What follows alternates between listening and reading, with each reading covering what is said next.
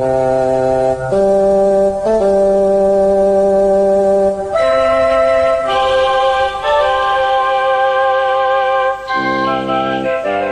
Geeks, Two Beers, episode 54, Nicholas Briggs special.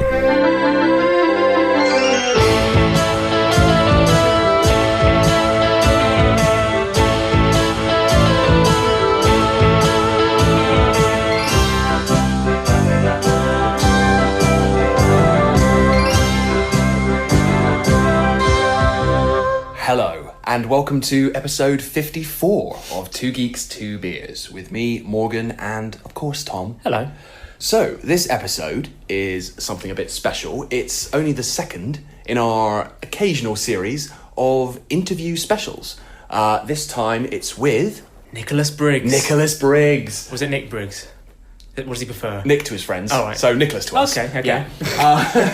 So, Nick, for those of you that don't know, is a bit of a player in the worlds of Doctor Who. Yeah. He famously provides the voice of the Daleks and various other monsters, including the Cybermen, the Jadoon, and he's also, Tom, Right. the co-executive producer of Big Finish Now, Productions. you may have heard us mention them every now and then. We give them a free plug, Yeah. gratis, every once in a while. They produce all different kinds of audio dramas, audio plays in the sci-fi and fantasy genres, but are predominantly known for their work in Doctor Who. Yeah.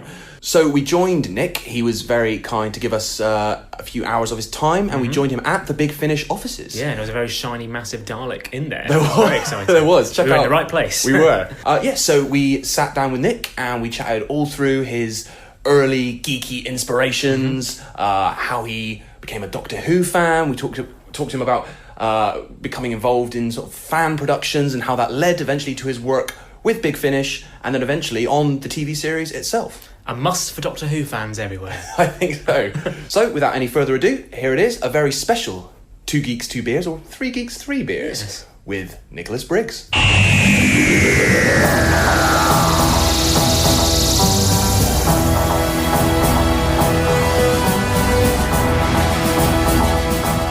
Cheers. Authentic sound effect. Well, hello. Once again, for a very special episode, we have expanded our ranks to Three Geeks, Three Beers. Three beers. Joined by a very special guest, Mr. Nick Briggs. Hello. Hi, Nick. How are you? I'm good. Yes, I'm at the... What's the time? It's 7:15. Yeah. At the end of quite a busy day. I imagine most of your days are very, very busy. No, I just lounge around. No, yeah, you're right. They are busy. Yeah. Well, we wanted to start this conversation by by chatting to you a little bit about your inspirations. So you've made a career in the sci-fi and fantasy genres. Yeah. What were the things that originally inspired you? When I was a kid, well, it's just obvious, really. I was just mad about Doctor Who. Sure. But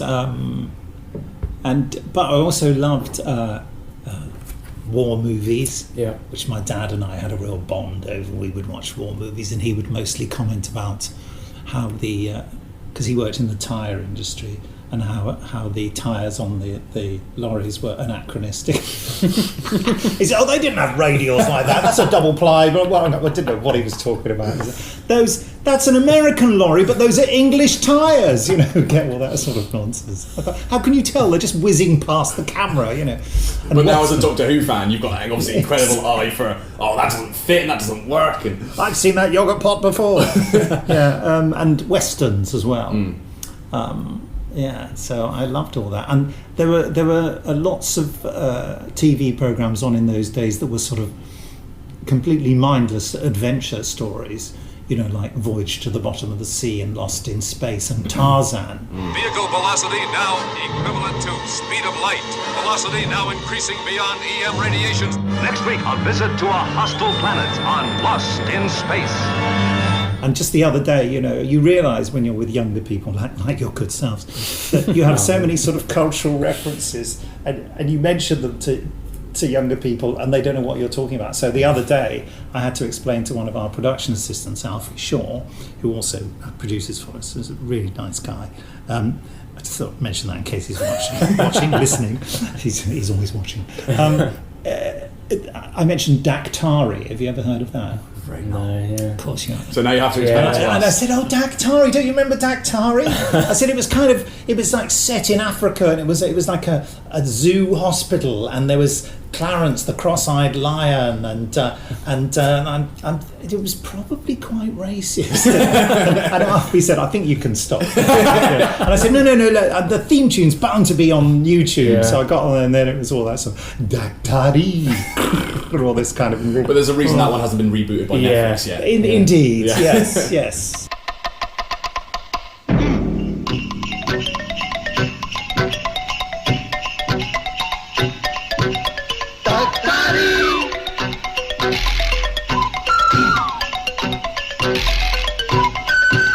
No, but stuff like that, you know what I mean?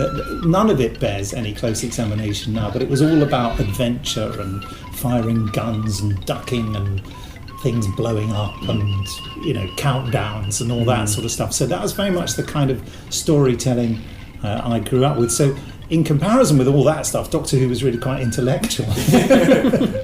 So that's, to me, what stories are, and really, to a greater or smaller extent, I've been sort of reproducing that kind of stuff in my own way ever since. I mean, I started writing when I was very, very young. I would I remember coming home from school, and this is like junior school or maybe even infant school, and I'd say that this evening I'm writing a book. Right. So I would get I used to be drawing all the time. In those days you didn't have computers and stuff, so kids were always drawing, scribbling and colouring in and all this kind of thing. And I would get some of my drawing book paper and fold it in half, and then staple it, and then draw a cover, think of a title, open it up, and I would write enough story just to fit into the book. So sometimes the story got very rushed at the end, and other times maybe a few drawings got in there, and then they went up the hill and came down again. Because there's 3 more pages. It was a vital experience for writing scripts, obviously. How to pad effectively, or to speed up really quickly. Yes. Although it doesn't really work on audio if you just write all the words closer together. Just speak faster. It's like when they have dubbing in those sort of Asian cartoons, and they do the American dubbings, and it doesn't quite scan. Quickly do loads of talking, and then slow talking. So that was it, and not really books. I had a lot of books read to me. It was difficult for me to. I was never. I wasn't a quick or I didn't learn to read quickly. I'm trying to think of the words, but I've had a beer. But I tell you, I love you all, whoever you are. You know what I mean? And even now, bizarrely, even most of my life is reading. Reading is not. I don't easily read a book. I do read books. I read a green one. But I'm not a massive reader, and I think that my parents were very concerned about my reading age. I remember when I went to. We moved house from down south. We moved to Burton-on-Trent, and my school assessment went with me, and my mother told me that I was 9 months behind in my reading age. When I was, I don't know, however old I was when episode 1 of The Curse of Peladon was on, because that's when we moved, because we moved into the house and I'd missed the first 5 minutes of The Curse of Peladon. That's how I navigate my entire life. Yeah, by Doctor Who edits. Yes, and then of course when Sylvester McCoy's era ended, I'm completely screwed. I don't know what year anything happened in that. Anything between sort of 89 and 96, no clue. No clue at all. Yeah. No. Might as well have not happened. Yeah, exactly. That was a waste of time. But so I had a lot of books read to me, and it was all solid adventure fare. Like there was a public school thing called Jennings and Derbyshire. Have you ever heard of them? No. I didn't go to public school, so it all seemed very odd to me. And yeah, all that sort of stuff, and the Enid Blyton stuff, which I had to read to my son. Yeah. Which the only virtue of it is it's like Neighbours in that any peril is over within a page. In Neighbours they always have these I haven't seen Neighbours for years and years, but when I used to be forced at gunpoint to watch it, there would be some dreadful thing would happen, and then by the next episode it was all right again. It's like Downton Abbey, isn't it? He's got a spine injury, he'll never walk again. Hold on, I've got a bit of a feeling in my foot. I seem to be getting better. Just so, oh God. Anyway. So, Doctor Who obviously loomed large in your life from a very early age, but particularly you had a fascination with the Daleks. Where did that spring from? What was it about the Daleks in particular that fascinated you?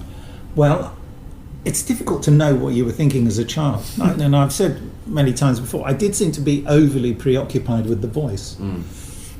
I seem to remember my first strongest memory of the Daleks is reading the Dalek book, which was that big blue book that was released in about 1964 or something. I don't think that it was bought for me. I think I got it second hand from a cousin or something, because it came with scribbles and things on it, where that's part of the artistic style was to miss out, some of the Daleks viewed from above. I'm looking at the one in the corner there. Only seem to have one light on them, you know what I mean? And so someone had drawn the other light on in red pencil. So, but what was it about them? I'm afraid it just comes down to the sort of dull stuff one says about the Daleks, which is that they're great villains, and they're sort of attractive because they're so definitely one thing, aren't they? You know where you are. And I think children always look for clarity and certainty. And also, forgive me, something I've said before as well. It's difficult to find anything that I haven't said about the Daleks. They're like a symbol to indicate to children what's supposed to be scary. So it's like the Daleks are like putting a sheet over you and going, woo woo, I'm a ghost. Now, no child actually really finds that scary, but when you do that to a kid, they know that they're meant to be scared and they play along. And the Daleks are a little bit like that, although people do talk about how they were genuinely terrified. Make no attempt to capture them. They are to be exterminated. You understand? Exterminated. I understand. I can only think.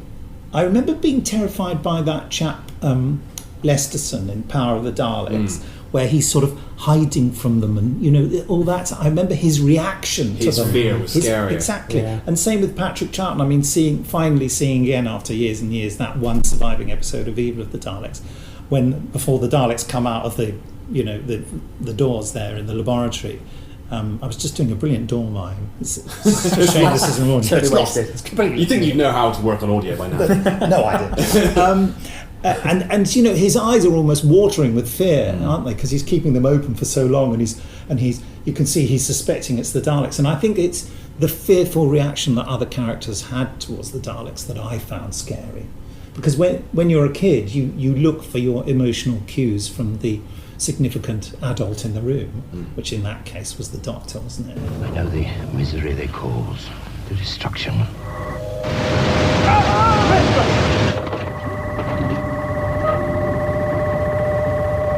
Recognise the Doctor! Recognised him! I Destroys them! am Utterly! Completely! your Destroys them! servant. I am your servant. So I know that from my own experience with my son, that the only times that he has ever seemed to be really scared, especially when he was very, very young, when he was a toddler, was if I accidentally displayed a level of distress to him, my own distress. I remember once being in the shower with him and I accidentally got the temperature wrong. Luckily he was out of the way, but freezing cold water, I was sort of sitting in the shower and he was standing next to me. Freezing cold water hit me and my face contorted and I let out a little suppressed yelp and he screeched, a piercing screech, because he could see me distressed. The other time it happened, I can remember, I was testing out the ring modulator for, I think it was probably for a Doctor Who read-through, and I was making sure the speaker that I attached to it and everything works. I set it up in the flat and I got a bit of audio feedback and I went, "Oh!" like that, and again he screamed like a banshee because he saw me in distress. And you see that now, even now he's turning 10 very, very soon. And I see him observing me and that's what we do as kids with our favourite fictional adults, don't we? We observe them to get the temperature of the scene. Captain Kirk's very much like that as well. William Shatner was really good at looking distressed and fearful, wasn't he? The camera. Insisting. I think this is a shot of me, with the light on my eyes. And on the ring modulator, when did you start? On the topic of ring modulators, when did you first start tinkering with that kind of thing and doing your own Dalek voices? Well, my brother, who's 9 years older than me, was playing around with a reel-to-reel tape recorder quite early on, and he and his mates all used to do their version of Jukebox Jury. You've heard of that? Yes, I do know what Jukebox Jury is. And so when he wasn't around, I used to play with it and play with the tape recorder and do my own dramas where I was doing all the voices, or I got a few friends unwillingly to do them, and unwilling on their part. I was desperate for people to indulge in my weird fictional fantasies. But don't take that out of context. Just that one quote. Just exactly. This is what they had to say about Theresa May. And so I would experiment with how to do a Dalek voice, and I just thought, is it just shouting? Is it just distorting the microphone? But of course, it was never quite right. So it wasn't until I was with a bunch of fans in the 80s, and we were doing a thing called audio visuals. It was called the visuals being through the audio medium, which I ended up playing the Doctor in, and I also did the Daleks as well. But I said, if we're doing the Daleks, we've got to get the thing, and we eventually went. It's a long story of going around all these electronics shops and music shops in Southampton, and no one knew what we were talking about. I remember there was one guy who said, the noise of the Dalek. I went, yeah, and he went, I can help with that. Brilliant. So, and he got a keyboard out and he kind of went on the keyboard, and he went, and he went, that sounds a bit like a Dalek. No, a Dalek voice. Well, I don't know how to do that. Oh, Christ, But anyway, we went to this shop called Arc Electronics. It's a long time since I've remembered that name. Must be the beer talking. With a couple of old hippies there, and probably a strange smell of something they'd been smoking. I don't know. I can't speak. And he said, "Have you got a ring modulator?" And the guy said, "No." He said, "But there was a circuit diagram for one in the last edition of one of my magazines. Actually, let me go and have a look." And he said, "Oh yeah." He said, "I can make that for you." Really? Yes. Well, how long would it take? He said, "Well, I don't know. Come back next week." We went, oh my God. It's like someone that, going back to Evil of the Daleks, was promising to turn base metal into gold. This is just incredible. And we went back in a week's time, and there was this sort of plastic box that he shoved a load of wires in, and he said, right, this sort of screwdriver I've got for you there, you just tune the thing there, that changes the frequency of it. So of course when we connected a microphone to it, and it sort of, and then we sort of bit by bit tuned the frequency down, and eventually it started doing the Dalek voice. I immediately started doing the speech from Dalek Invasion of Earth, We are the masters of Earth. Yeah, and all that stuff, yeah. And also from the movie 2150 AD, attention, survivors of London, this is your final warning, leave your hiding places, show yourself in the streets, blah, blah, blah. And I was doing all that, and I was just having a ball. It was amazing. So that was the first time that I encountered. And then the first person who used it in anger, as it were, was Michael Wisher, who we got to be in our first Dalek story. It's amazing. And he just came in and did a bit of Dalek for us, and then I thought, I think I'll be doing this from now. I'll show Michael how it's done. Fun. No. Thank you, Michael. Well, the whole audio visuals thing fascinates me, how in a way it did evolve eventually into what you're doing now with Big Finish. Yes. It was certainly the catalyst for it. Yeah, how did that all sort of come together, and how did you get involved with all of that? There was a chap called Bill Baggs, who I still think there is a chap called Bill Baggs, but there certainly was then. And he became a friend of my best friend from school, a lovely chap called Nick Layton. And while I went off to college to be an actor and drama school, and he got to know other Doctor Who fans, because Nick and I were the only two Doctor Who fans in the world, we thought. Sure. And then he met these other people in the Southampton local group, and there was a power struggle, as there often is in these Doctor Who Appreciation Society local groups. And Bill was very young, he was 16 or under, and he managed to usurp the power from someone much older. And I remember my friend Nick saying when he spoke to Bill on the phone, he said, I thought he was about 42 or something, which at that age, we thought was like ancient. Yeah. But then he met him and he was just a young kid. But anyway, Bill just wanted to organise things. I think Bill mainly wanted to tell people what to do. That was his comfort zone, really. But he got interested in stories, and so he wanted to be with the important Doctor Who fans. So he got a load of people who either ran DWAS or had run DWAS to be in them. He thought, I'll get important Doctor Who fans in. But one thing he didn't reckon on, just because they're important Doctor Who fans, it didn't mean that they could act. Sure. I mean, he struck lucky with Richard Marsden, who was, who ended up editing Blue Peter, who was a fantastic actor. Actually, he was brilliant as playing a companion. And Gary Russell was a child actor, so he was pretty darn good and could write and had written a story. But then they got Stephen Payne, who used to edit Starburst millions of years ago, to be the Doctor. And Stephen, speaking clearly wasn't one of his greatest talents, and so acting was fun. And to Stephen's credit, he absolutely thought they were bonkers to get him to do it, but he just thought, oh well, why not? I think the reason they gave him the job is because he had curly hair. So, he's a bit like Tom Baker, isn't he? Because he's got curly hair. He must spoke like this. It doesn't really translate to audio so well either. Somehow not, no. And so my friend Nick introduced me to Bill. And then Bill, in his inimitable way, said to me, I've got something to tell you. I've decided that you're going to be the Doctor now. And I thought, wow. Do I get a choice? But I was thrilled, actually. But I thought, this is like an amateur thing, and I'm meant to be being a professional actor. I thought, well, nothing much is going on, so... I think we're levelling out. I feel sick. We're drifting slowly now. Down this time abyss thing? Yes, Nadia. How do you know my name? Well, Nadia, that's... Don't touch me. I wasn't... Something about you's changed, hasn't it? What do you mean? The way you talk. I thought that.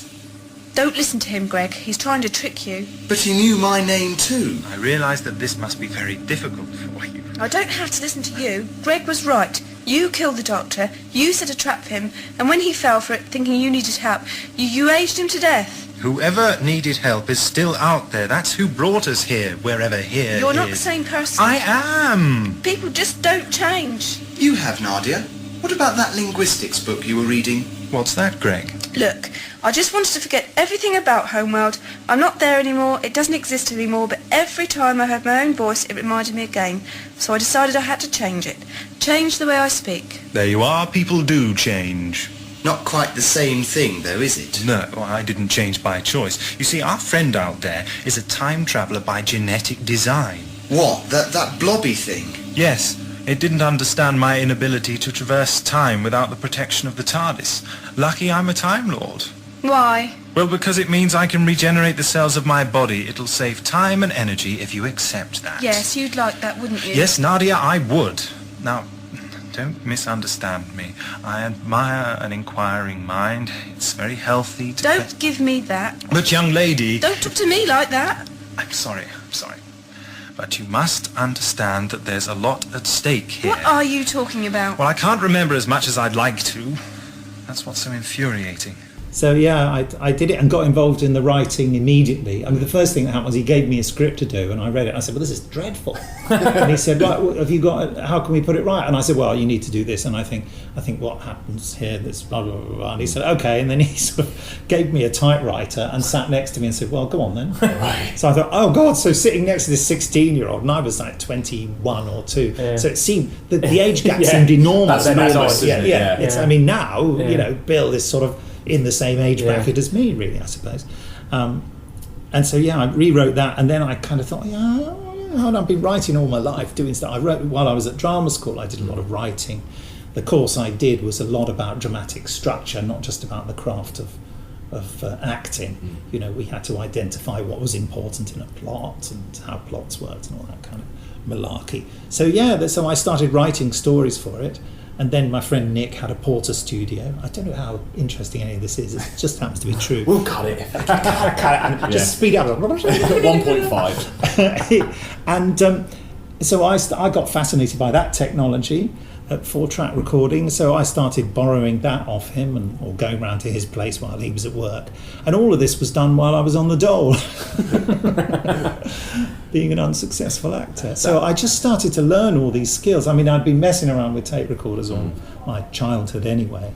And really, audiovisuals, to cut a hugely long story and boring story short, it taught me the baseline of all the skills that I now use at Big Finish, which is why now, really, aside from, I can't design a cover really, although I could bash something together, but it wouldn't be much good. I can do every job associated with a Big Finish production, which is, you know, and I used to do every job. Yeah. So before I was executive producer, Gary Russell would let me write, direct, sound design and compose the music. Sounds exhausting. Yeah, I loved it. Yeah. And I would do sort of like 3 or 4 of those a year, and that would keep me going. But I don't have the time to do the sound design now. I'm exec producer. I still do music from time to time, even though I'm not really a musician. But somehow I manage some play noises. I don't know. And then there was Mythmakers, which was again among your sort of earliest Doctor Who related work. Again, how did that come together? How did you get involved with that? Well, that was through audiovisuals, because I was when Bill launched those, he did a convention in Southampton, and he got me to do some presenting at the convention, and also we decided to do some comedy sketches. A big thing in politics in those days was the militant tendency in Labour, which is like the equivalent of Momentum now. It was a sort of radical Trotskyist, whatever. I'm sorry, I don't know whether Momentum's a Trotskyist. I don't know. I just want to say, you got yourself into politics. Yeah, just straight up. And Theresa May has gone. So the joke was that, and John Nathan Turner had recently taken over Doctor Who, and so I came on as the militant Graham Williams tendency, and so I had some plastic jacket and a Tom Baker scarf on. I was saying, "We demand more jokes and more silly, pointless plots. We don't want any continuity," and and it was just a mad thing like that. And I think we also did a version of. There was a programme called Did You See, which you may have seen. As Doctor Who fans, you'll have seen clips of it, with Ludovic Kennedy talking about Earthshock or whatever. And we did a comedy sketch based on that. It was a riot. Yes, my impersonation of Ludovic Kennedy was easily forgotten. But anyway, so Keith Barnfather had been roped in to video the convention for Bill. And the camera was so ancient that when I saw the footage, any light caused an imprint on the tube of the camera. So if you didn't move for 30 seconds, when you finally moved, you were still there and moving away. For, you know what I mean? It was terrible. But anyway, Keith had started doing Mythmakers with a presenter who used to be on Channel 4. I want to say Keith Harrison, is that right? Or Harris? Could well be. The one Keith who wasn't Orville. No. Keith Harris is the Orville. I was going to say the one who isn't with Orville. Yeah. So Keith Harrison Orville. So it's Harrison. Keith Harrison, presumably. Yeah. Who was? He was one of the first Channel 4 announcers, and Keith had worked with him at Channel 4, and so he got him in for a bit of money to do this stuff. But his problem with Keith Harrison, keep up to check, and Orville, was that, will you be my friend? Was that even though he was a really good interviewer, knew his trade, been doing it for years, he didn't know anything about Doctor Who, and he'd do a cursory bit of research. So he'd make silly mistakes, like he'd interview John Leeson in the morning. This is what he did: John Leeson one morning and Michael Wisher in the afternoon. And when one or the other of them talked about being in the corner of the studio with a lip mic, he went, "Oh, so you were like sitting together?" And of course, all Doctor Who fans go, "No, K9 and the Daleks never appeared together." But how would he know that? Yeah. He's just making a perfectly reasonable assumption. So Keith sort of wanted to avoid that. Probably they were too expensive these days, And so he asked me to do it. He phoned me up, because that's what people used to do in those days. Phone me up on my mum's phone, and at home, not my mum's, the phone in the home. It's just the phone. It was the phone. I'm over-explaining the phone. I don't know why. Can we talk more about the phone? I can't remember. What does the phone look like? It was sort of blue, I seem to remember. But it was in a very dark corner, so I was never sure. Didn't like to put the light on. Saving power. And he said, would you like to do it? And I said, oh, yeah. And he said, there's no money in it. Oh, great. But anyway, so I did it, and after a while there was a tiny bit of money in it, but not much. And I interviewed Nick Courtney, which went very badly. Right. Because Nick was the most sensitive, lovely human being, and he he used to pick up a vibe off other people, and I was nervous and awkward, and so he was a very shy man actually, and he became very nervous and awkward and quite grumpy, and then that upset me because it was the lovely brigadier and he was frankly being an arse. Yeah. I mean, we sat in his car between filming breaks or whatever it was, and I went to talk to him. He just picked up the Telegraph and opened it up and disappeared behind a newspaper. Wow. I thought, God, he really hates me. He gave you the book off. Oh, he did.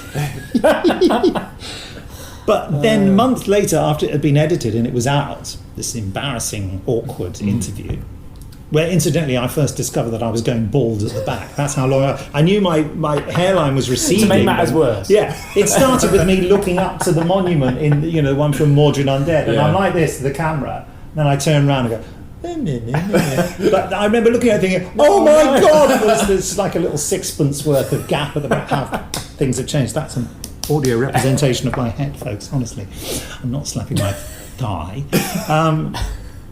Yeah, and Nick saw me at a DWAS convention that I was doing some interviewing at, and he just greeted me like a long lost friend. And I thought it was like someone behind me or something. I kind of moved out the way and went, Nick, we were bloody marvellous, weren't we? And we became sort of firm friends right at that moment. And so years later, when we'd done many Mythmakers, I went back and we were extending the duration from half an hour to an hour. I went back and shot some stuff and lampooned the whole thing about him being awkward, and we actually had him in the car with me doing the newspaper and saying get on with it and all this kind of stuff, and it's lovely. I mean, and Nick and I got on really, really well. He's a lovely man. In 1984, I found myself in a similar position to this.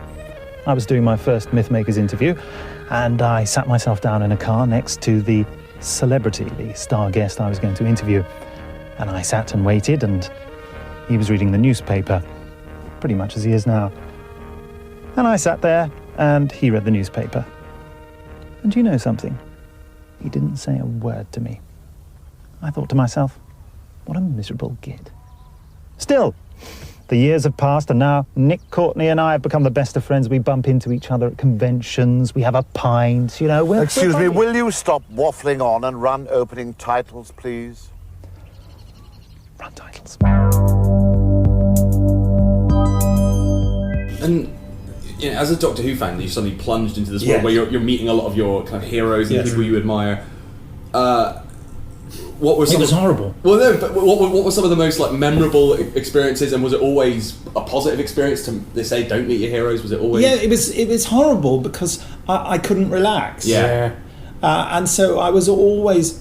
There was a revelatory moment, which I'm always grateful to Colin Baker for, where he said to me while we were doing the interview, I was trying to check with him what he wanted to do next. We were wandering around the Iron Bridge location, I think it's called, for Thingy of the Rani, whichever one it was. Mark of the Rani. That's or was it Kevin of them?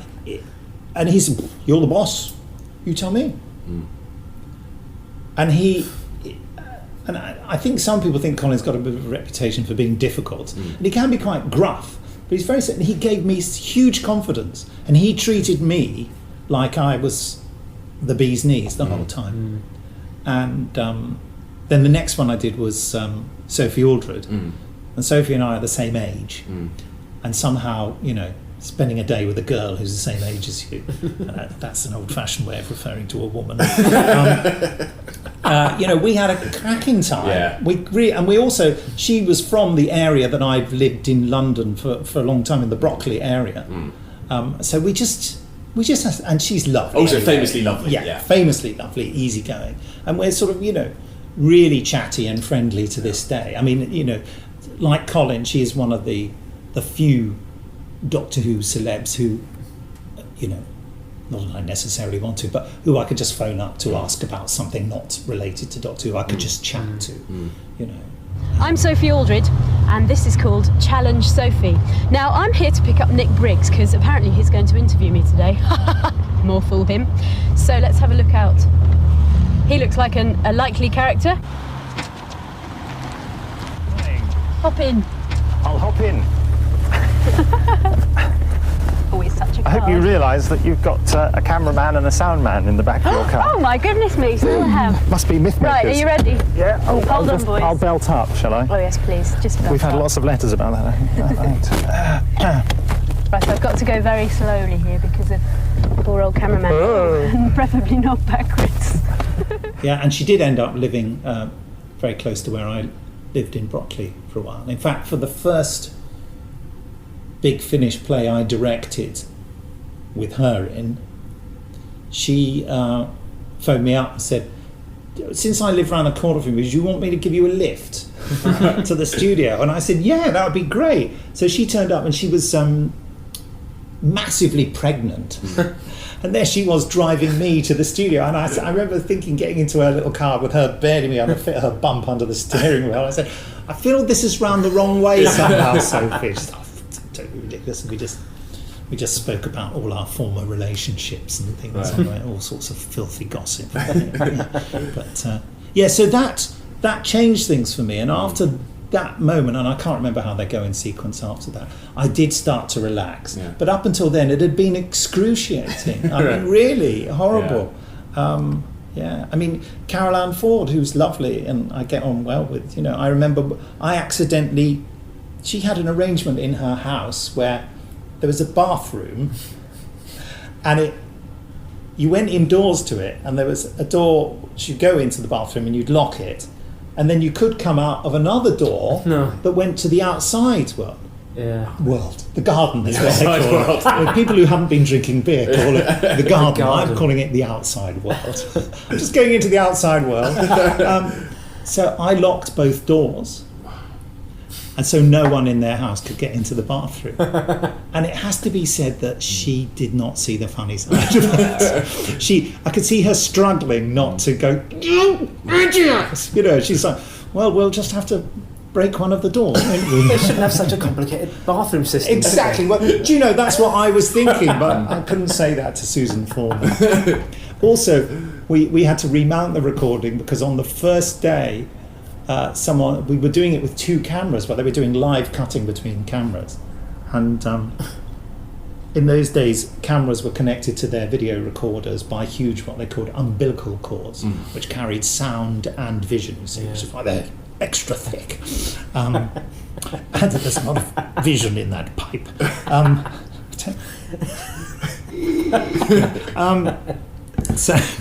And they were walking away from the camera, and they were a long way away from us. And we were all going, no! And the umbilical was tight, and we were going, get back! And they were going, what? Coming forwards, and then doink! They pulled the thing over, and it smashed on the ground, and they broke the circuit board in the camera. So we had to go back another day and film. And the only problem with going back on the other day was that I was suffering from massive food poisoning. Bill Baggs's mum had served up some stew, and it had, I don't know what was in it, but I never ate anything she cooked again, that's for sure. And yeah, I was having a medicine called kaolin and morphine. Have you ever heard of that? No, why not morphine? Yeah, well, so the morphine dulls the pain, and the kaolin is like clay or something. Right. Blocks your, stops the puke. Can you get that on? Can you get on the NHS now? Or is that taken off the market? I reckon it's lethal, and probably has shortened my life by 10 years. But yeah, so I was also, and one of the reasons I had to go to the loo was to throw up. Yeah. So I was ill as well as clueless and rubbish and door locking. You know? And she was cross with me. It was horrific, absolutely horrific. She'll never listen to this podcast. No one does. And John Pertwee was terrifying, absolutely terrifying. He wouldn't let me interview him. He kept stopping the interviews. He said, no, let's talk about my film career. And I kept thinking, what film? I can't talk about Death of the Daleks. Yeah, exactly. But there he was sitting there in his it would have been, good Lord, it would have been that purple velvet jacket from Planet of the Daleks. Yeah. Which I've since worn because Mark Gatiss let me wear it in Peter Capaldi's trailer. As you do. A double clang there. So you get to the late 90s and Big Finish get this license to produce official Doctor Who on audio. I know. Yeah. You're selected to write the first story. Yes. Which at the time, I know it put a few sort of noses out of joint that it wasn't... all the controversy. Yeah. So, I mean, when that happened, how did you then feel about that? Were you thinking, oh, okay, I feel... Or were you thinking, well, I'm going to show them, I'm going to write the best bloody Doctor Who story there's ever been? But the story goes that Gary Russell... So Gary Russell came round to my place and told me that we got the licence. And I was... And he said, no, you can't write it. I went, oh, why not? And he said, because only BBC recognised writers can write it, only people who've written novels and things. I said, well, isn't this? I've been writing audio drama for years, and and he said, I know, but that's just the way it is, I went, oh, God. He said, but, I see you directing them all, he actually said. And I thought, all and I said, well, I can do, sound design and music. He said, yeah, you're down for all that, mate. I said, oh, but I can't write it now. Now, Gary and I used to live 5 minutes apart from each other in Brockley. And by the time he got back to his place, I'd already thought up an idea I could do. And he phoned me. And he said, look, I've been thinking about it, and we need to keep it secret. He said, we need to get someone started on a script. And since you're so keen, maybe... I said, I've already got an idea. He said, I knew you would. He said, in spite of the fact I told you no, I knew you would. So, because I know it's difficult to believe this because I'm sitting here with a pint of beer and chatting away and talking too much and saying lots of stupid things. But I'm actually incredibly shy and lacking in any confidence. But what I do is go 3, 2, 1 and jump in. But with the exception of Doctor Who, because I have such a route down my life, straight to my childhood of this sort of obsession with it, I wouldn't go so far as to say I'm confident that I'm good at it, but it's very difficult for me to see the negatives because I just have such a passion to do it that it almost doesn't occur to me that it's a problem. This is terrible, whether it's good or not. I just have to do it. And that's how I felt about this, which is why I was really shocked when, quite understandably, Paul Cornell, who's a massively successful writer who was the darling of the fans really at the time, and probably still is, he was very much taken aback when Gary announced to a meeting of other writers who he wanted to get interested in it that I was going to write it. And I was really shocked at the lack of charity in the room. It was a big room full of a lot of writers, and the only person who was nice to me was Justin Richards. And he just went, oh, well done, mate. I hardly knew Justin at all. And he, and the moment Sirens of Time was released, Justin phoned me up and just said, I love this. Will you write a BBC book? And I went, oh Christ, I don't know about that. And it took me right until the Dalek generation, years and years later, that I finally did it. He phoned me up and said, look, it's the anniversary and I can get you the Daleks. What do you think? I said, you have me now. But yeah, I mean, so it seems, but if I'd been one of those other people in the room, if I'd been Paul Cornell and written, I don't know, however many novels he'd written, certainly beautifully well received novels, and think, well, aren't I the person you should come to? He said, come on, it should. The words he said were, which he'll hate me for saying, bless him. I hold no animosity about it. I'm just looking back on it as an emotional curiosity now. But he said, it needs to be something special. And he turned around and looked at me and said, and frankly, darling, that ain't you. And I just thought, I'd never been spoken to like that in my life before. I mean, I just thought, God, you really hate me, don't you? I can't. And the look on his face. I mean, he said it should be Terence Dicks. Yeah. And I just thought, well, that's like asking God to write it. He's never going to do it, is he? So anyway, so I suppose I did. I don't know whether I thought, I'll show them at all. I just thought, I better just get on and do this. Get your head down. Yeah. And I loved doing it. Yeah. And just to be able to type the words TARDIS and Gallifrey and Doctor without, without feeling it was just for me. Yeah. You know, I it love was- Sirens of Time. I think it's great. It's the only Big Finish I owned on cassette tape. Yeah, well, there were a few. I think it went right up to Genocide Machine or further, but yeah.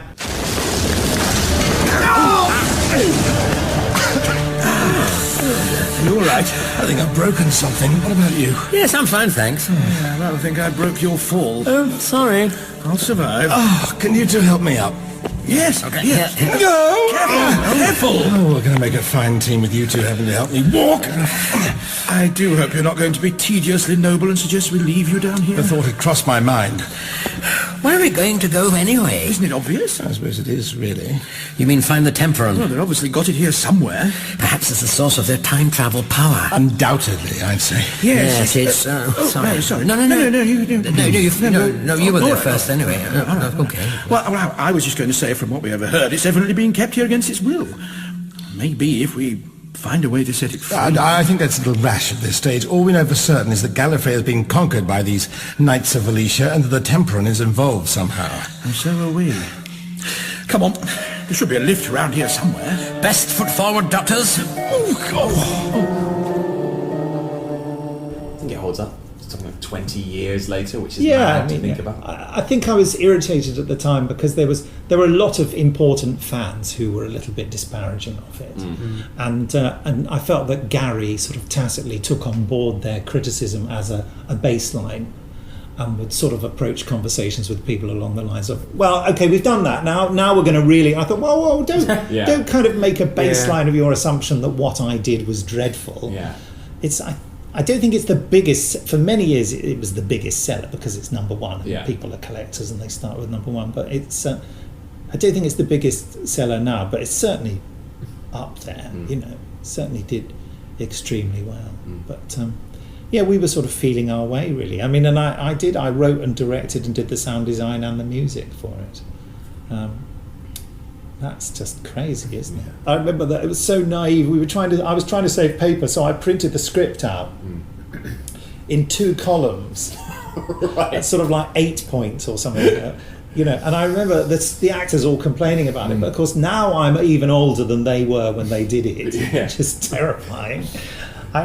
I realise why, because you're blind, you can't see. But if someone gave me a script in 8 point in 2 columns, I'd say, put that in the bin and get me a proper script now, otherwise I'm not doing it. So actually they were extremely generous. Well, this is a room of 3 bespectacled men, so they don't relate to that. Yes. My eyesight was fantastic until I turned 40. Really? Then it just rocketed down. I spent too much time staring at computers doing sound design. Yeah. You know, getting closer and closer to a sound wave. You think you'll hear it better if you get your eyes closer to the screen at 3 o'clock in the morning when you're heading towards a deadline, and turning all the levels up so you can hear everything. You think, I'll listen to it tomorrow morning. You come back in the next morning and it's deafening. You think, how much damage have I done to my hearing? So your hearing, your eyesight, it's all shot in the name of Big Finish. I'm just a shell of a man. Again, out of context quote. That is your strap line. Nick Briggs confesses he's just a shell of a man. I've said it even clearer for you. Thank you. So, looking back on your whole Big Finish career, what's the one... Is it over? This is the end. This is what we've come to. Jason comes in and says, goodbye. So far, what's the Doctor Who release that you are most proud of, that you're involved with, and what's the non-Doctor Who release that you're most proud of? Right. I can't name one. I just can't, because I can't. Give us a handful. I can't, yeah. I'm particularly proud of one that isn't a shining example of anything. Good stuff. But so I'd like to sum us up. That's our strapline for this podcast. Not a shining example of anything. It's the first Tom Baker one I wrote, Energy of the Daleks, because it's the first Tom Baker one that we did. It's not the first one we released. It's like for me, in my writing skill, a perfect encapsulation of a Doctor Who story, and quite a economic little package. You know. Coming soon from Big Finish Productions, The Fourth Doctor Adventures. Okay, sir. Our readings show you are now in the airlock. Please confirm. energy of the Daleks. You are under arrest. Keep away from me. I have no quarrel with you. Do not resist arrest. The beginning of cultural collapse. And it's about to get worse thanks to your friend Damien Stevens. Chronon particles detected. What are you up to, you Daleks? What is it that you hope to achieve? Answer the question.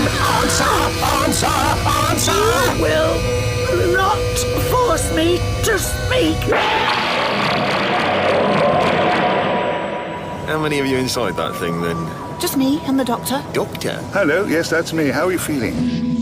It's where I first realised what I do when I've written further Tom Baker ones, and controversially I prefer the 2-part ones to the 4-part ones, because what I like to do, what I discovered you could do, is write the best 2 episodes of a Tom Baker 4-parter, which is episode 1 and episode 4. Yeah. You know, there's always a lot of people running round up the wrong corridor and having to double back, as it were, in episodes 2 and 3. Yeah. And what I discovered you could do, you could write episode 1 as episode 1, write it like, and then episode 2 in the first 5 to 10 minutes, depending on what sort of plot you've got. You do a kind of handbrake turn, and you do episodes 2 and 3 in the first 10 minutes of episode 2, and then the rest of episode 2 is episode 4. And I found that once I realised that was an effective way of doing it, that made me very excited, because we'd learnt that Doctor Who could be told more quickly and efficiently because of Russell T Davies and what he did. Well, I think it was either Russell or Stephen, but I think it was Russell who said that the old form of a Doctor Who episode 1 is now the pre-titles. It's the cold open. You basically cram 23 minutes worth of story into 2 minutes. Yes, I'm not sure I quite agree with that, but yeah, I can see the principle there. Yeah. I mean, Alan Barnes, one of our script editors, who I worked with for many, many years, he's stopped doing the Doctor Who main range now, but so I just have to phone him up just to chat. He said any gobshite can write episode 1. He said, because it's brilliant. He said episode 1's fantastic. You set up all the mystery, you ask all the questions. He said it's whether you can deliver, whether you can come back with something that not only makes sense within the story, but also rewards the audience's expectations. That's the most difficult thing. That's why I personally believe, and I bang on about this a lot, that it's the journey of a story that's most important.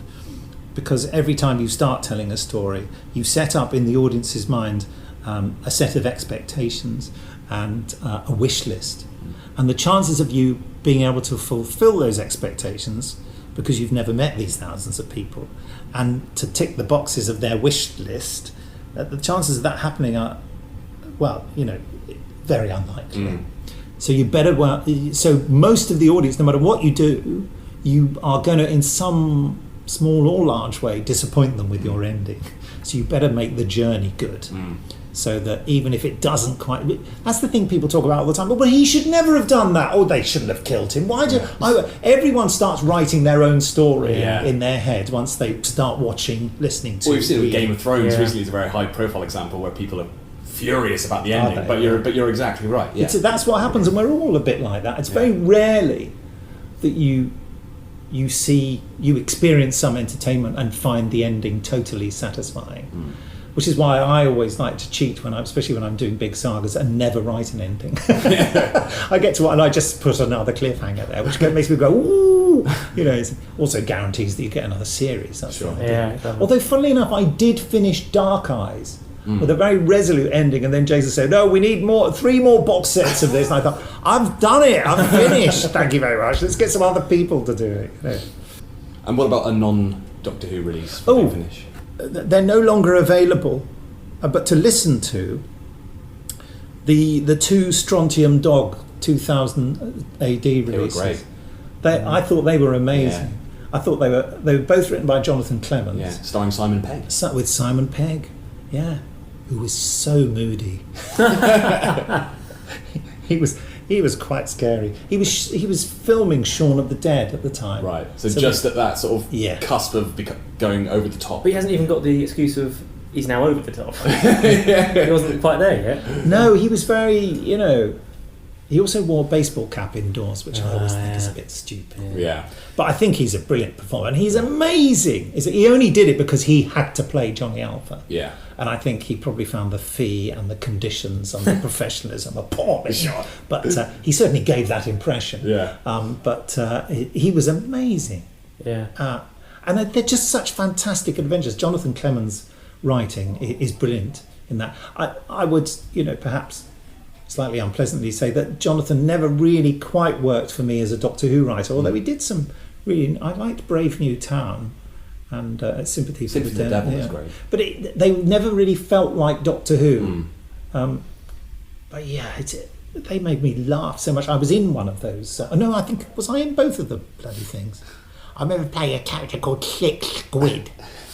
Yes, who kept every time someone threatened him, he would just start squirting out liquid. So he'd go, and listen, I'll just so cold. All that kind of stuff going on. Fart gags, basically. Poo gags. Yes. Anyone for a poo gag? Yes. Ask Jamie Anderson. He's very good at poo gags. Right. Okay, we'll get him back on. Range environments. Sublanes are available for... You have selected the blue fast track for hand luggage only. Scanning now. Is this going to take long? Anything to declare? Take a wild guess. Any firearms? No. Drugs? No. Any other illegal device? No, snack it, I'm in a hurry. What is the purpose of your visit? What? Business or pleasure? Revenge. I'll just put business. Welcome to Milton Keynes. Bite me. And obviously I'm massively proud of all the Sherlock Holmes stuff we've done. As I've probably said in other places, the Sherlock Holmes things are important to me.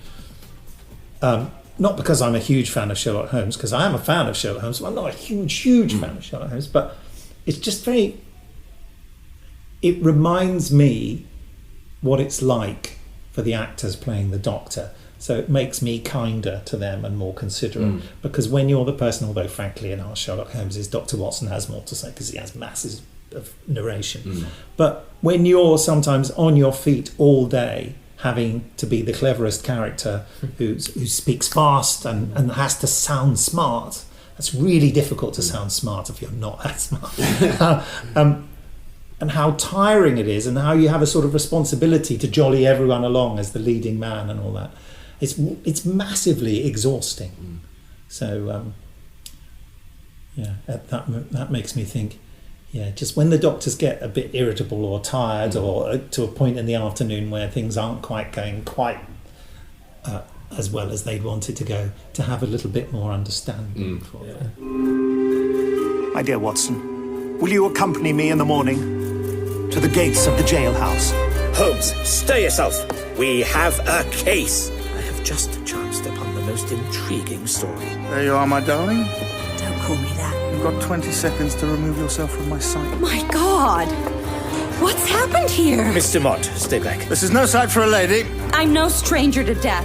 I am to be the bearer of news which shall, I fear, cause my brother no small amount of anguish. Colonel Moran. Oh, he speaks. Tread carefully.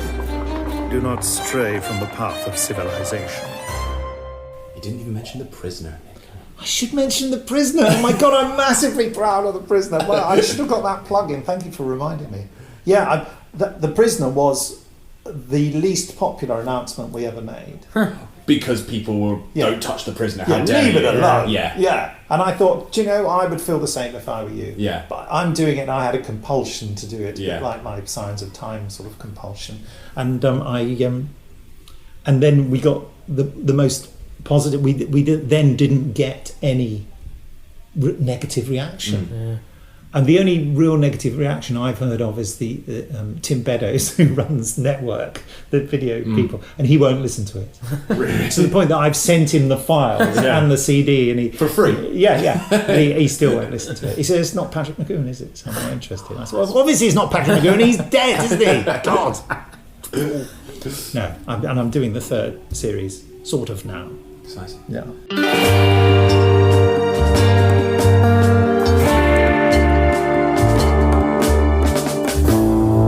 What do you want? Information. Information? Whose side are you on? That would be telling. We want information. Information. Information. Who are you? The new number 2.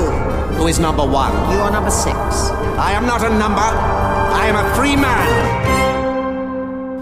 So you became executive producer or co-executive producer of Big Finish in 2006-ish? 2006, I think it was July. Yeah. So when that role came your way, was that a no-brainer? You thought, I definitely want to do this, or did you have any reservations as to, because that would, that's a whole different...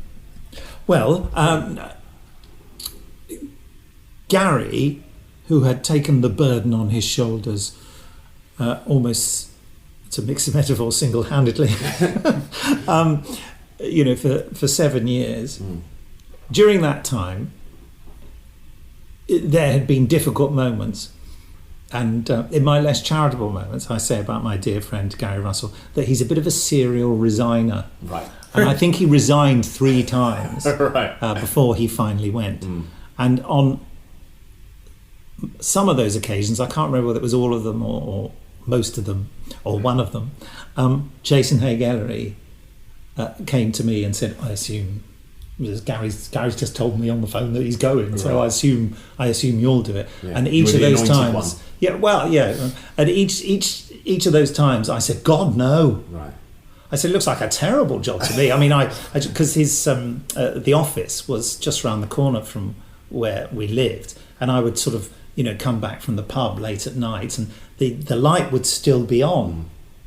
He's probably just playing online bingo. There was a lovely time once when Gary looked like he was really concentrating in the office, and I used to have a little ante-room where I used to do post-production. And I looked at him and I thought, oh God, I won't interrupt him, he's busy. And then I heard, ka-ching, ka-ching, ka-ching, ka-ching, ka-ching, ka-ching, and I looked at him and he's kind of, busted. But anyway, we all have to relax, don't we? But I could see that it was very stressful. And he did a lot of getting cross with people on online forums and all that kind of stuff. And there were, and there was a lot of cruelty to Gary, but it's difficult when you go out there fighting. People fight back, don't they? I mean, the best thing to do is just to keep quiet and as much as possible not listen to any of it. I don't mean the productions, I mean the criticism that is bound to come your way. But when it got to the point where Gary had been offered a job by BBC Wales, I started thinking, and Gary had spoken to me earlier that year about how he used that phrase "hooed out." He said, I've just got nothing to offer. And then I could see that he sort of stopped doing the job before he resigned. And he'd got quite a lot in the can, but we were running out of things to release. Right. And I just, so I went to Jason and I had to think about, and I think I spoke to John Ainsworth, who'd worked for Big Finish a lot, and, great friend of mine and Gary's. And I spoke to him and said, I outlined a few ideas. And John said, I think you've got a lot to offer. He said, I think you should speak to Jason. And then even though Gary was resigning, he sort of behaved like he'd been fired, right. Which was really weird. And then he became the person who did the approvals for the BBC. So it was just sweet revenge for him, wasn't it? He was in a position where he could wreck any plans I had, but luckily he didn't, because he's a much nicer person than that. I ended up being producer of the Eighth Doctor and Lucy Miller adventures, which Sheridan Smith and Paul McGann. And I only did that because Gary, in the sort of throes of his disgruntlement with the job, had turned down the option. Jason said, look, Radio 4 Extra, or they were Radio 7 then, wanted us to do a special series more or less for them that we can release simultaneously. And he just wasn't interested. He thought that it was a betrayal it was disloyal to India playing Charlie. He said, you can't have the Eighth Doctor with a different companion. Right. Gary is one of the most loyal people you could ever meet. He will never let his friends down, and he'll do anything for a friend. I've always said about Gary that if you found yourself by some fictional quirk in the Highlands of Scotland in the middle of the night and didn't know what to do or where to go, if you could find a phone box and phone Gary in London, as he lived then, and say, Gary, and he'd say, what's the address in the phone box? And he would get in his car and come and get you. And that's not even an exaggeration, he would. I mean, he's just incredible like that. So he reacted badly to that, but I was just excited about doing so, because the idea was to do the Eighth Doctor and Lucy like a sort of new series, new Doctor Who series thing. So I could go into more detail, but I'm literally boring myself. To make sure that the blood of the Daleks remains pure. Creatures in the snow. Creatures? They're things. Doctor! Doctor, can't you stop them? Everything I am is part of ours. Phobos is Greek for fear. They didn't know how right they were. What does it mean? It means you've materialized us inside a time loop. We will recover. We will survive. So with Big Finish, I mean, is it fair to assume that if there's anything Big Finish hasn't done in the worlds of Doctor Who, or anyone that you haven't worked with, that you have asked, and for whatever reason, it just hasn't worked out? Because I think some people are like, why haven't you got this person, or why haven't you done this? And you're like, well, presumably you have tried. That's probably true. Yeah. I mean, I couldn't tell you definitely. Yeah. You could ask me a few. And I might say, no comment. People would presumably think, why not Christopher Eccleston? Why not Matt Smith? But presumably you have approached. Of course these we people. have. Yes. They just say no. And stories is what if there's anything you haven't done, it's because you wanted to and you weren't allowed to for whatever reason. I imagine after 20 years, there's not many boxes you haven't tried to tick off. That's true, and I suppose unfortunately I can't think of a good example, but I'm sure that it happens that we ask to do things and we're told we can't, but then it's just because it's time sensitive, and then at a later point we are collected to do it. I mean, we were told for ages we weren't allowed to do the Paternoster Gang. Right. There was a specific thing that no, Stephen doesn't want that to be done, and we don't know why. And one day when I'm drunk with him again, I'll ask him in the pub, because a bunch of us meet up quite regularly. Yeah. And I must ask him. He'll probably say, that wasn't me. I don't know, that was my impersonation of Stephen Moffat after a few drinks. Well, it was just vaguely Scottish. That's about it, really. Offensive to many of the people listening. Sorry about that. And then finally, someone just said, oh, you can do that. I think we just keep asking, really. Well, especially when they indicate, that there's a specific current reason. I remember my favourite, is going back to Gary Russell really, my favourite coded reason for, I wrote a story called Victory of the Daleks. And we sent it into the BBC, and Gary phoned me up and said, you can't call it that. And I said, why not? And he went, guess. I said, what? He said, well, Mark Gatiss is writing a Dalek story. I said, is it called Victory of the Daleks? He said, I can't tell you. I said, all right. So I texted Mark and I just said, apparently you're writing a story called Victory of the Daleks. And he said, yes. And I said, well, I've just written one called Victory of the Daleks. Have you got any suggestions for a title I could? And he said, how about Triumph of the Daleks? And I said, I think that's a bit similar. So I called it Patient Zero. Because some months before I was prevented from calling a story Patient Zero because there was apparently a Torchwood story. Was there a Torchwood story called Patient Zero or something like that? So I had to retitle that Mission of the Virons, and then so I thought, well, I'll use the title because it was also apposite. So I thought I'll use that title I wasn't allowed to use before. How ironic. Clever. Clever. I think that's overdoing it.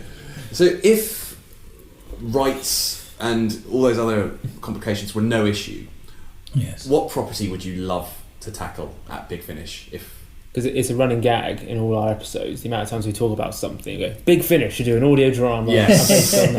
Get a lot of free plugs on our podcast. Well, gosh, I think we're doing You've done a lot. We've done a lot. It's something that's not Doctor Who, obviously. James Bond. Would love us to do James Bond. I wouldn't necessarily want to be involved in it. I thought you were going to say BJ Bond. Certainly wouldn't want to be BJ Bond. That's just ridiculous. Although on audio. I suppose I could play M, couldn't I? Yeah. It's funny your way to bring Dalton back. There you go. Get Dalton. He could play M. Could be nasty. That's what he says, isn't it? Nasty. So I always feel like with Timothy Dalton, there's like a rage boiling up. He's annoyed. Behind everything he says. He's really annoyed. The brand on the list was questionable, sir, but I took the liberty of choosing something else. He's just talking about booze, but he's angry all the time. What's the one we had to say the line of the film, and he was really annoyed that he had to say? Oh, I'm so scared the living daylights. Yeah. Oh yeah. He's furious that he has to deliver that. I'm not doing that again. Yeah. Shaken, not stirred. He's always angry, even if the line doesn't call for it. I'm a big fan of Dalton. Oh, he's my favourite. Yeah. I don't know whether I have a favourite, but yeah, for ages I used to say he was my favourite, just to upset people. But I do. I remember my sister-in-law just went completely bonkers, and she screamed the phrase "bag of shite" at me. He's a bag of shite. So it was like being assaulted. I thought, oh, steady on, we're only talking about James Bond, you know, it's not Brexit. Well, there was no Brexit then. Anyway, on to Brexit. No! What else? So that's a good example, and it's certainly one we've sniffed around. But we've more or less finally, after several pursuits, we've been told, it's no going to happen. Eon Films will never let you do it. Doesn't matter how much you go through the literary estate or anything, Eon Films, they're always going to...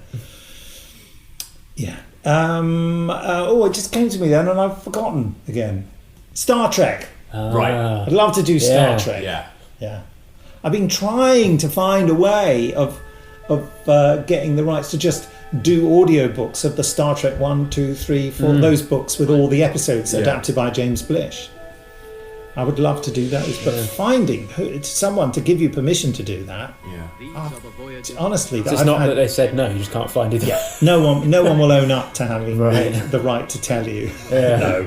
They won't even say no. Surely William Shatner's written. He's written an unofficial Star Trek novel. He's written an official Star Trek novel. Just go straight to Shat. There you go straight to him. Sorted. Yeah, so I'd love, and I would love to be all over Star Trek. I love Star Trek. I'm not as much a fan of it as I am Doctor Who. I don't have encyclopedic knowledge of it, but I pretty much know all the episode titles of the original series, which I rewatch. And I've enjoyed Star Trek Discovery, and indeed the Orville. Yes. I mean, there are lots of things I'd love to do, but I don't think would sell. Such as? I'd love to do Public Eye. Right. I've now done it. What else? I mean, presumably things like The Champions. Oh, I'd love to do The Champions, absolutely. I've mentioned that to ITV. And they looked at me like, well, I don't know what that is. Randall and Hopkirk. The Anderson shows. I mean, all of those. Yeah, I'd love to do those, absolutely. I mean, interesting, they are very visual, but so was The Prisoner, you know. And I suppose one of my, going back to my proudest achievements was Schizoid Man, which, you know, is all about there being a double of The Prisoner. And I thought, but it's going to, you won't know which one's which. I thought, oh, hold on, that's what's going to make this episode interesting. Because there were, and I actually wrote into the script several times, at this point, the audience will not know which version of number 6 is the real version. You know, and you thought, because in the TV episode, they made them wear different clothes inexplicably. You know, they thought that'll make it easy for the audience. Think, aren't you missing the point? He's meant to be impersonating him, so surely he'd have the same costume. They wouldn't, you know, because he'd just say, "Well, I'll never wear anything like that." Sorry, I'm getting too emotional. So, your involvement then with the TV series, and in particular voicing the Daleks, how did that happen? Was it as simple as Russell saying, well, you do the voices for Big Finish, so you could do the voices for television? More or less. Really? Yeah. Which is amazing. It is amazing, and I'm especially grateful to Russell for changing my life, actually, because however daft a thing it is to do, I love it. It's a something, isn't it? You know, well, when you talk to someone at a party and they say, "What do you do?" and you go, "Oh, I do," and I also do the voice of the Daleks. Well, everything else you've said flies out the window because they just think, "Oh my God, you do the voice of the Daleks." Or entertainingly, if they're from another country, they go, "What's that?" That makes you feel that bit. But if you Google now "voice of the Daleks," it's your name and your picture that appears. Is it really? Yeah, I've never done that. Yeah, let's do it now. No. Better to wake up in the morning and just go, well, I'm the Daleks. I'm the voice of the Daleks. That's pretty cool. It's nice, isn't it? I mean, it is a strange job. I mean, it's not the job you dream about doing as a kid, even though I was obsessed with the voice of the Daleks. I mean, you just didn't think you'd do something like that. Talking of the looking things up, what was the before we used to do that, there used to be a thing on the phone, wasn't it? You could dial a number and you could ask a question or something, or text 63336. That's it, yeah. AQA, any question answered. It was great, that was great. And I remember when we were filming, it must have been the second series of Doctor Who, and we were in the big hotel we used to stay in before they downgraded us to the small hotel.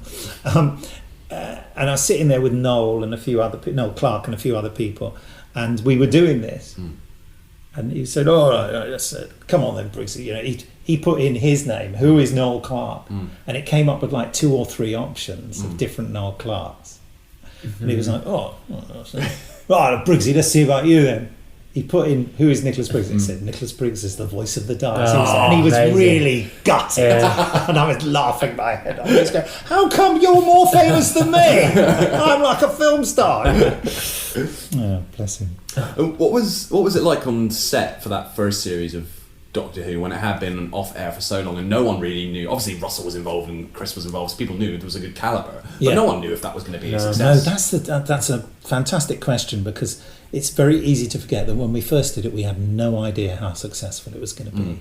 I mean, really, we just, we all thought this is good though. We'd all, for that first episode I did, I thought the script was tremendous and it all seemed very impressive to me. But we had because people kept saying to me, "Is it any good?" And I go, "Well, I think it is." I mean, I think Christopher Eccleston's amazing and Billy Piper, they're brilliant. It just works fantastically, but we just didn't know. And by the by, in case you haven't heard the story of me getting the job is that they had a pre-production meeting for licensees, and the editor of Doctor Who magazine and a few other people I knew. There was Clayton Hickman at the time, was the editor of Doctor Who magazine, Justin Richards running all the BBC book stuff.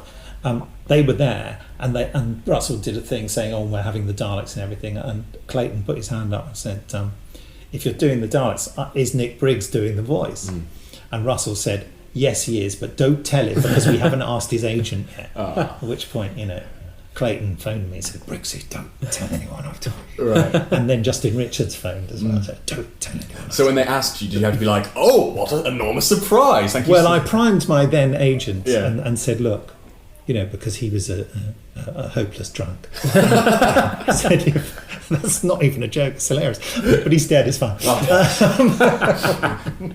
Because he's a hopeless drunk. Lovely man. I'd said, "Look, Jim, if they phone you up and say they want me to be the voice of the Daleks, it's not a joke." You're right, yeah. I said so, and I've been told I've got the job, but I've come to help. I'm the Doctor.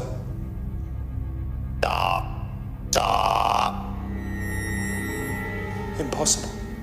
The Doctor! Exterminate! Exterminate! Exterminate! Sure, it's gonna kill him. It's talking. You are an enemy of the Daleks! You must be destroyed!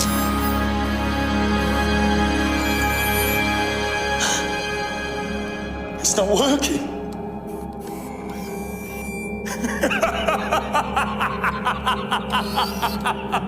Fantastic! Oh, fantastic! Powerless! Look at you. The great space dustbin. How does it feel? Back! What for? What are you going to do to me?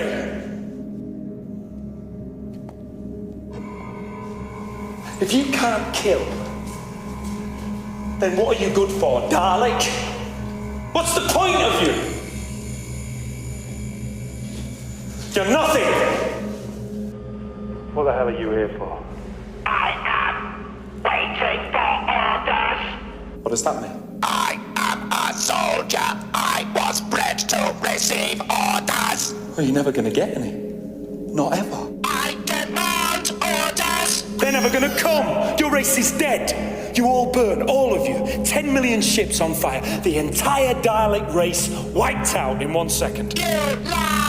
I watched it happen. I made it happen! You destroyed us! And it was an excruciating. I don't know how. I'd love to know how long it was from the secretive telling and then actually getting the offer. I think it was a long time. And in the meantime, there was some awful lying rumour monger who was, I believe, stringing along Rob Shearman at one point that he was a woman who was working on Doctor Who, but it ended up being a notorious liar. And he said that Andy Serkis was going to be the voice of the Daleks. And of course, when I heard that, I've told this pitiful story many times, I just thought, oh, of course. Yeah. Of course it'll be someone famous. Yeah. And he goes, a funny voice. I thought, yeah, of course. Funny voice Serkis. He's a funny man. He's a funny voice man. I thought, it's going to be him. And I just, It was like that moment. There's one of the adaptations of Jane Eyre, the one with William Hurt in. And there's a lovely bit where she thinks she's in love with Rochester, and he's out there and he's meeting the local lady of the manor, or it was Blanche, her name is, and she is beautiful. She's played by some incredibly beautiful actress, and there's a moment when Jane Eyre sees the two of them together, and she turns to the mirror, looks at herself, and just says, "You fool." And that was you. And that was me. Yeah. I saw Andy Serkis with Russell Rex, and I just said, "You fool." He's much uglier than you. That's probably the first and only time we get Jane Eyre on this podcast. Yeah, probably. Yeah. But you must have plugged. I love Jane Eyre. I played Rochester, of course. Not last week. No. You must have plugged it into yourself when you first got that modulator, and just thought, I'm now doing it on the actual TV show. Yeah. Full circle. It must have just been. It was incredible, and I remember thinking, I went back, I sort of regressed to the old days of Doctor Who, because the big obsession for an old fart like me, when we were kids and older, is that Doctor Who was ephemeral. We weren't able to record it. There were no domestic video recorders. So this feeling that this experience of this thing you loved would go, and that suddenly came back to me. So I phoned Russell up and said, I bought a video camera, can I video everything on set? And he said, well, it's all very confidential. I said, oh, okay. And he said, oh, well, go on then. And so for 2 years, I just filmed everything I did on set. I've got all this incredible behind-the-scenes footage, which is, I suppose, my retirement plan. He said, you can probably sell it to Doctor Who. We're doing a show called Doctor Who Confidential. Yeah. I think they bought a few shots for some online thing they did, but that was it, really. So I've got all this stuff. Wow. Yeah. I mean, it's probably mostly me just bitching about, not getting a tea break. Right. Craft services are terrible. I used to do a video diary at the end of every day of shooting, and then I would wipe my hand across the lens to show that, because I do a video diary for public consumption, then I do the truth about what I really think, and all the little bits of bitchiness and nastiness and the things that Barnaby Edwards and I had sniggered about behind the scenes. So none of this is publishable until the year 2058. Will I be dead then? Probably. And so all I remember is that watching some of it, and I don't know for which story, it might have even been the Cyberman story or something, but watching some of it, literally just 2 weeks after I'd recorded it, I thought, had you shown me a transcription of what I've just seen myself said, I would have told you were a liar and that I'd never said that. The things that were preoccupying me and the sort of the fulcrum of that experience that were so important to me on that day 2 weeks before. 2 weeks later, I'm just thinking, what are you going on about, you trivial twerp? That's why we're recording everything you're saying. Exactly. I mean, there's a lovely example of how any kind of notoriety can turn you into a complete arse. And I've only had the slightest bit of notoriety. I remember once that there was a researcher at BBC News who somehow got hold of my number. Her name was Jo, and she was Scottish. That's all I remember about her. And she would phone me up to get me on BBC News, only the weekend edition of Breakfast, which is, it was like the cheap version. No one watches that. Yeah, exactly. That's the only one I've been on several times. And she would phone out, hello, it's Jo. And I'd say, hello, David Tennant let you down again, has he? And she'd go, oh, no, but clearly he had. They couldn't get anyone famous, so they go, oh, get that. But get him out and he'll have his thing and he'll go, and it'll be terribly entertaining. Anyway, there was one she booked me to do. She said, will you come in? I don't think there was ever any money in it. They said, we'll send a cab for you.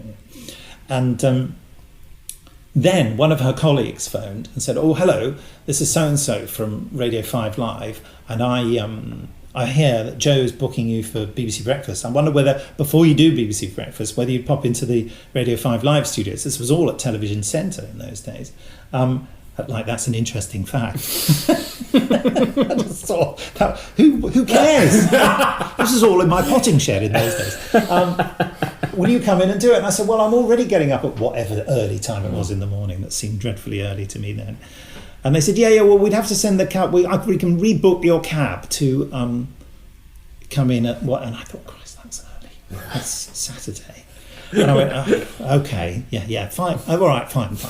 And then someone else phoned from BBC Wales for their Today programme for BBC Radio 4 Wales, and they wanted to could you just, there's a little studio just to the right of the reception area at Television Centre, and if you go in there and just wait there for a while, a phone will go, and then you'll just... Right. Oh, and the ring modulator, blah, blah, blah. I said, well, is this before the 5 Live thing? Yeah, how early is that? And I just... It was too early, and I said, oh, that's just ridiculous. And I can't remember what I said, but it was very rude and involved some rude words. And clicked my phone off. Oh, no. Yeah. Then he phoned back immediately. He said, sorry, the signal went. Oh, no. I think we got cut off. What did you say? And I thought, I'm not religious, but I looked up and said, thank you, God. And I just said, that's absolutely fine. And I thought, my God, I just became an arsehole. Yeah. That's another strapline. That was the moment. Yeah, that was the moment. Yeah. I think I recovered. That's the idea. Although, when I went in to do the 5 Live bit, I got interviewed by 5 Live the other day for that Mission to the Unknown thing, and I said to him to start with, I swore I'd never do an interview with 5 Live again. He went, what, why? So I told him this story, which is that when I went in to do the 5 Live interview, they were doing a sort of big, like a round of table like this in our meeting room here, and they all had microphones, and there were various presenters and guests, and they were all being interviewed and chatted to, and it's all live, because it's called 5 Live. And I came in, and they ushered me in, and the presenters were sort of talking, and they were saying, "Oh no," they were very professional, waving to me while they were talking. It was all very. So I got quietly into a seat, and then they started setting up my ring modulator and everything. And they were sort of very excited. It's the Dalek man and everything, carrying on with the program, and I'm listening to all this stuff with the headphones on. And then eventually the guy plugging the ring modulator and trying to get it to work with the BBC system. And the BBC system, I don't know whether it's still the same, it's not compatible with any other known audio interface. Right. And we never had that problem in Cardiff because there was no infrastructure there. It was just you and a sound man and a plug in the ground, and he fiddles around with this, and he eventually turns around and kind of does a sort of motion with his hands like, this is never going to work. And this is all live. Yeah. And they're still not interviewing me. They're talking to other people. And then I just sort of gesticulate to them like, it doesn't matter, it'll be fine, sort of thing. And then someone comes and sort of almost manhandles me out of my... They grab me by the shoulders and they sort of pull me out of my seat, and I look and I go, no, what are you doing? And they said, it's not working. The thing's not working. So I said, I could just do an interview. But it's like, if you can't do the funny voice, we're not interested. Exactly. That. If you can't dance, monkey, you're out of here. And I just thought, what? And they just dragged me out of the studio in front of the presenters, and I thought, I'm never coming back to this bloody... But then, then when a nice man came up to me with a microphone at the University of Lancashire, I went, yes, all back again. After I told him that story, and he was looking at me slightly scared, like, are you mad? Are you going to take exact revenge upon me for people I've never met and who've retired since that happened? Yes. Well, just finally, Nick, because you've been very generous with your time. Or rather, just couldn't stop talking. Or we just couldn't shut you up. That's the truth. Of everything you've accomplished in the worlds of Doctor Who, on Big Finish, on television, is that you're already recoiling at the very thought of this. Is there one thing that you are most proud of? Apart from this, right now. Well, you've preempted my answer. Oh, God. When push comes to shove, I do lots of different things, but I was trained as an actor, and the idea is to entertain people, to bring a little bit of excitement or whatever, or some thrills into their lives. So really, you know, in a bit of a corny way, the proudest thing is really, I suppose, sounds so ridiculous, you know, giving a lot of thrills and joy to children. You know, and there was a defining moment very early on from doing the Dalek voice where I was at the Albert Hall, amazing privilege, and they were doing a Doctor Who prom bit of the prom, and they were playing the Doctor Who theme, and in the rehearsal they said, and the Dalek will just go around, and there was a bit later I was going to do a bit of dialogue with the presenter, whoever it was, and the Dalek will just go around in the arena bit in the middle, and the kids are sitting around there. But what happened on the first performance is that the kids all came forward and held on to the Dalek, because when they're moving around and not saying anything, they kind of start to look a bit sweet and a bit lost, you know, they're looking around.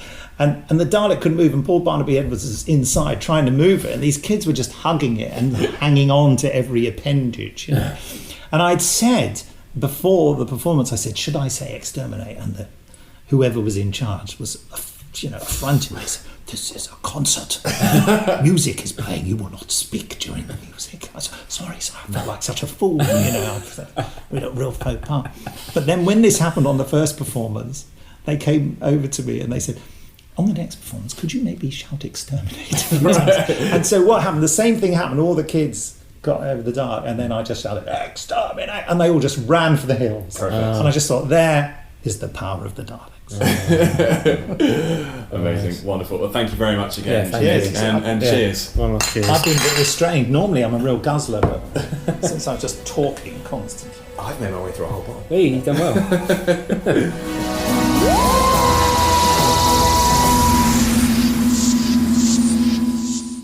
Well, I don't know about you, but that was very interesting, Morgan. Interesting and entertaining, I know, Tom. We definitely just listened back to the whole recording and are not recording this outro directly mere seconds after recording the intro that you heard at the beginning of the episode. But from what we recall of our chat with Nick, and remember we had a beer each, genuinely a really great, quite frank chat. Very interesting, I thought, particularly if you're a Doctor Who fan, but even if you're not a Doctor Who fan. Yeah, because you know I'm not the biggest Doctor Who nerd in the world. What? You know this. Yeah, but the listeners won't. Doctor Who fans tuning in. Oh, great, Nick Briggs in comparison. Yeah. And it was very fascinating. Just great to be in his presence, I guess. Just great to be in his presence. Great, Just love the guy. Yeah. If you are a Doctor Who fan who's tuned in to this episode and you've never heard the podcast before, you can hear all 53 of our previous episodes on our website, which is 2geeks2beers.com. We're also on iTunes, Stitcher, Spotify. All sorts. Anywhere you get podcasts, you get 2 Geeks, 2 Beers. We have a variety of Doctor Who related episodes we should check out. And we also have our first interview special, of course, with good friend to Nick, Jamie Anderson, son of Jerry Anderson, where we talk all through his dad's incredible legacy and all the amazing shows he produced. That's episode 44, if you're looking for that one. So maybe check out episode 64, or we'll have our next celebrity special. Look, let's not bank that now, just in case no one else ever agrees to speak to us ever again. And whether you're a listener new or old, don't forget to rate, review, and subscribe on whatever platform you're listening to us on. Please do. And as ever, we're also on all the social channels at 2geekscast. That's Facebook, Twitter, and Instagram. And we're also on Patreon, so we'd love you to support us as ever in any way you can. It all means a lot. Just search for us on there and you'll find us, and you'll get lots of exclusive goodies. Yeah, little bonus clips and outtakes. If you cough up enough, you might even get your own episode. You can even get your own episode exclusive to you. And as ever, all the funds you may wish to provide go back directly into producing the show, paying for equipment, travel costs, that kind of thing. And it's not just on the beer. Not just on the beer. No. It's also the beer. Yeah, I mean, it's part of it. It's important. A lot of other things as well. It's half the episode title. It is. So, to play us out, very appropriate, by Art Attacks. This is an Art Attacks. This is an Art Attacks song. They're a 1970s punk band, and this is their 1978 single, I Am a Dalek. Just like Nicholas Briggs. Because he is a Dalek. Exactly. So this song's called I Am a Dalek. Perfect. It works. Don't question it. Don't worry about it. Anyway. Cheers. Cheers. See you next time. Smooth.